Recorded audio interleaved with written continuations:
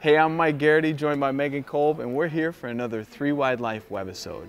Daytona is behind us, and that means two things: the regular season of racing and real racetracks where you actually have to get off the gas, use the brake, get the car to turn in the center, and get up on the wheel. And that means real drivers are going to rise to the top. Mike, speaking of real drivers, let's talk about Kyle Busch.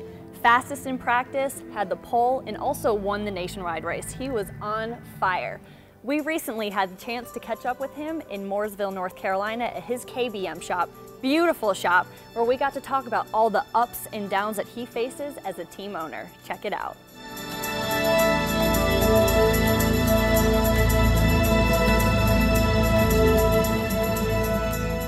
Well, I think first and foremost, with Ren and Eric, it was kind of, hey, I'm going to be the team owner, but I'm also going to drive it majority of the time. And I think that's kind of what they were interested in. They wanted to work with me. They knew I was the talent that could get the things to go fast, and we wouldn't have much of a learning curve to go through. So they worked really hard trying to get our trucks just ready to go to the racetrack for the first half of the year. And then we actually won our first race sooner than we figured we would. We won in April at Nashville Superspeedway with Dollar General on board, and then we just kept going from there. I think we won 8 races that year. So. It was really good for us. Brian Eichler was successful in our stuff. He ran well. And we've had Denny Hamlin drive our stuff. He's won before. Casey Kane's driven our stuff. He's won before. So I feel like we've got pretty good equipment that can go out there and make even some of the younger guys successful. In motorsports, you definitely lose more races than you win. But when you're Kyle Busch and you're used to winning, how do you deal with the ups and downs of a new team?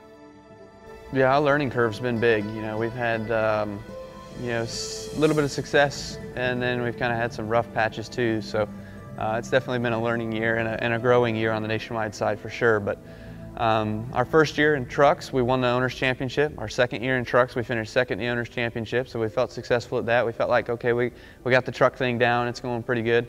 Let's venture out a little bit. So I, along with a few people here at KBM, we worked really hard on scoping sponsors out and seeing what we could do, and I talked to the Monster folks and they were interested in everything, so it all kind of worked out perfectly. It was a little late. We didn't quite get an early enough start on building our stuff through the off season, and bringing Beam over, that was kind of a hold up too with his deal from Roush and all that, so it took us a little bit, but seemed like we had a strong run of finishes going throughout early spring. From when Kurt won his race at Richmond in May, we had like 8 or 10 top 10s in a row. So it was really cool that we were able to rattle off those finishes like that, and it felt like we were actually gaining ground and getting better.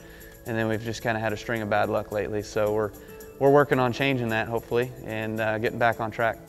Now that Kyle Busch and his team are winning at every level of motorsports, what does the future hold for this organization and superstar driver? Well, the future for us is, I think we're comfortable with where we're at right now. I'd like to see more truck teams or more nationwide teams.